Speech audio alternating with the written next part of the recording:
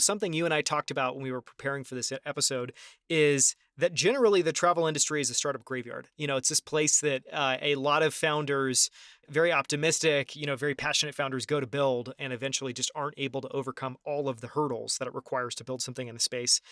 Talk a little bit about why that is and why so many companies have failed, because I think it's particularly interesting. Yeah, I think I'll start off by actually first mentioning a lot of startups specifically focus on destinations first and kind of back their way back to a kind of a glorified view of like very high level discovery. And so what you'll find is a lot of travel startups, want to create package trips for, let's say, a Paris or a London, and they want to scale that a little bit, unique and kind of create experiences based off of that. What we found is the further you get away from the destination, the easier it is to actually build and scale a notable business in the travel space. And so for us specifically, we're focused only on the discovery, right? Yes, eventually, and as we continue to scale, like the booking becomes a clear indicator of like what's working well. But searches and getting people excited about kind of this discovery tool is where we want it to live.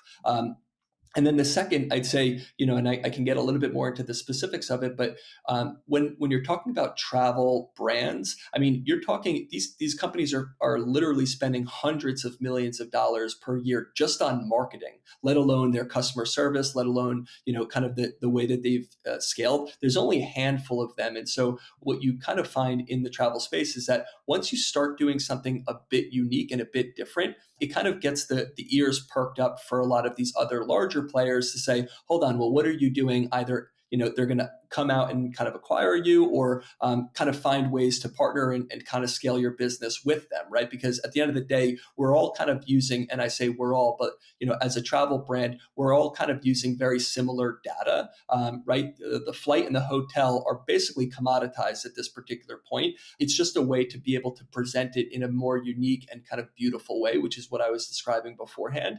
And I think the last piece is more on the funds, right? I think a lot of travel startups have a unique value proposition, which is always great. But when you start to actually dabble into purchasing, the data itself, it becomes very cost heavy. And again, for a lot of travel startups, they can't stomach a 10, 15, 20, in some cases $200,000 bill to just get access to that data. And so they end up kind of creating like a smaller bespoke solution that doesn't necessarily scale quite well.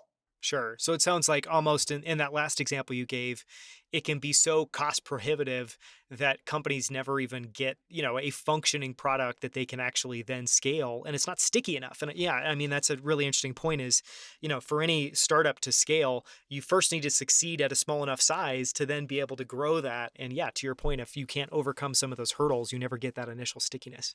That's exactly Yeah. it. Yeah. One of the aspects of the high failure rate as well too is just, and you talked about it, that there are very few large players. And, I was surprised to learn some of these names. I haven't done a lot of research into the travel space, but, when we were talking before, you talked about companies like Sabre, Amadeus, Travel Corp. Talk about some of these behemoths and what they do and kind of the position that they occupy in the industry. So let me actually kind of segregate this a little bit just so that for all of the listeners, it's a little bit easier to understand. So there's basically three main travel suppliers when we're talking about the data itself for flight and hotel. That's Sabre, Amadeus, and Travelport, which is what you mentioned. Then the other three actually are the three behemoths that most people are aware of that own most of the travel brands that we're comfortable with. Number one is Priceline. Number two is Expedia. And then the third is Ctrip, which is basically the Asian or Chinese version of those two companies. And I'd say all, if not most, of the travel brands that we feel comfortable kind of booking on right now are owned by those three, Priceline, Expedia, and Ctrip.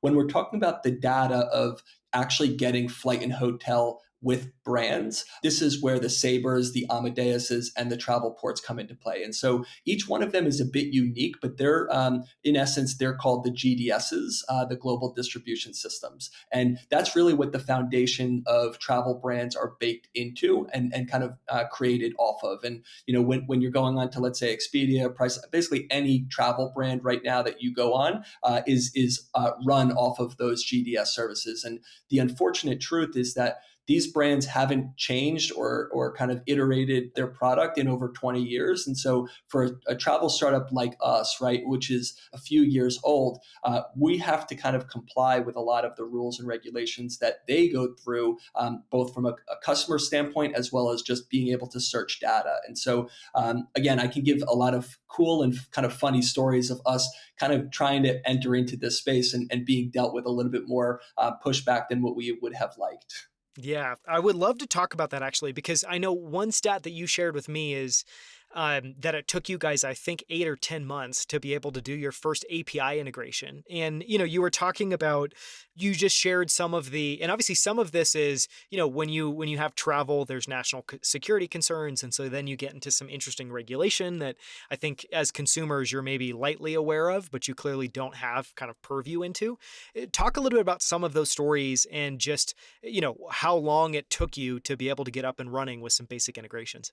Yeah, so each one of those integrations. So right now, Elude is actually integrated with all three: Travelport, Amadeus, and Sabre.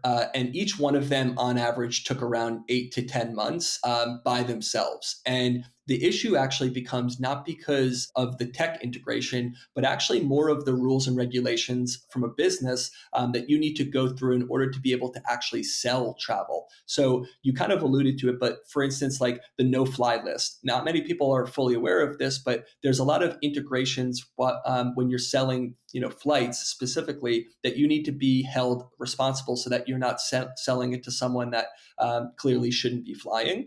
And so there's something called an ARC, which is Airline Reporting Corporation. And this is basically, if you think about it like the IRS of travel, it's basically what they are. They act as this kind of middleman from a federal level to understand who's actually purchasing both flight information, and then they started to dabble a little bit into hotels and a little bit more into kind of like the experiences. But realistically, most of the regulation comes with flying and the flight regulatory. And then the second piece is something called IATA, and it's basically like it's the travel agent. I would call it like the travel agent commodity, where in order to be able to purchase and sell flights and hotels, you need to be regulated by the IATA board. And again, a lot of individuals or a lot of companies don't make it past those first few steps because there's a lot of financial requirements that you need to hit. So like, for instance, to go a little bit more into the specifics, it's like,